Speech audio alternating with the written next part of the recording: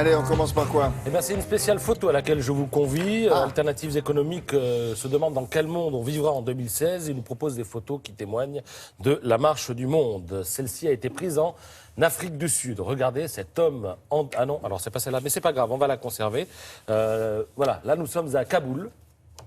Alors, est-ce un cours de sciences nat, un cours de grammaire, un cours de On voit pas ce d'autres qu'ils montent choses? là-bas au bout. Eh oui, en fait... Non. Ces gens-là, ils sont en... des armes, non? Oui, ils sont en classe de mine, j'allais vous dire. C'est-à-dire qu'ils apprennent à se méfier, à regarder où ils mettent les pieds. Ah oui. C'est une école, vie quotidienne dans une école à Kaboul. Photo suivante. Non, j'en fais Photo rien. suivante. On va Celle que vous voulez. Celle que vous voulez, on en a Très plein. bien, regardez ces hommes. Oui. Bah, Ils n'ont c'est pas une- l'air, mais ces hommes sont des blondes, William. Alors, je vous explique. Nous sommes à Accra, au Ghana. Et il vous arrive peut-être sur votre boîte mail ou à travers les chats de Facebook ou de Twitter de recevoir des demandes de pulpeuses infirmières qui vous écrivent avec de belles photos. Moi, ça m'arrive. Parce bien que je sûr. suis un homme, vous, ça vous arrive pas, parce que vous n'êtes pas sur les réseaux sociaux. Ah bon? Ah Et- si. vous êtes bien caché, William. Malgré moi.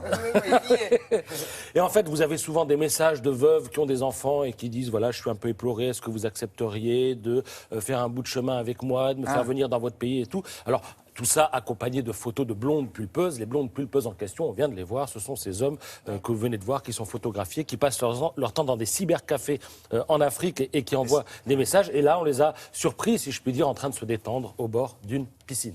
Et inversement, c'est-à-dire c'est pas toujours des blondes, c'est aussi des jeunes gens Je sais qui, pas s'il y a, je crois savoir qu'il y qui a arrivent à aussi de beaux séduire hommes des dames voilà, qui et qui écrivent même parfois font le voyage. Voilà, qui écrivent à des dames qui parfois en a se fait laissent un film, d'ailleurs. appâter, en quelque sorte. Mais oui, avec Charlotte Rampling, absolument. Alors la photo suivante, je pense, a été prise en Afrique du Sud avec voilà cet homme endimanché qui porte des vêtements de marque. En Afrique du Sud, on appelle ces gens-là les Izikotan. Ce sont des sortes de nouveaux riches. Izikotan, littéralement, ça veut dire ceux qui lèchent, sous-entendu, qui lèchent la crème anglaise qu'affectionnent les jeunes dans les townships. Voilà, leurs parents se battaient contre l'apartheid. Eux, ce sont des Izikotan, c'est-à-dire qu'ils s'habillent bien, ils sortent et ils profitent de la vie. On va passer maintenant à la photo Là, suivante. maintenant, c'est la loterie, passez ce que vous voulez. Non, là. Ah, regardez, bah, elle voilà, a été ça va. prise, alors elle est visible dans le Figaro Magazine, elle a été prise le 7 janvier, et on parlait de terrorisme tout à l'heure, elle a été prise juste après que le terroriste Tarek Belgacem a tenté d'attaquer le commissariat du 18e arrondissement. Il vient là d'être abattu, et ce qui est intéressant dans cette photo, c'est qu'on a l'impression que l'action se passe partout et nulle part. C'est-à-dire que les policiers regardent dans une direction, ils regardent aussi dans l'autre, parce qu'ils ont peur qu'il y ait une suite à cette attaque, en quelque sorte. Autre photo, on vient de l'apercevoir, on va la revoir. Question pour les filles, quelle est la nationalité de ce monsieur? Bah, comme ça, tout de suite, on va te dire américain, mais évidemment. Gagné, comment t'as vu? Ah bah tiens.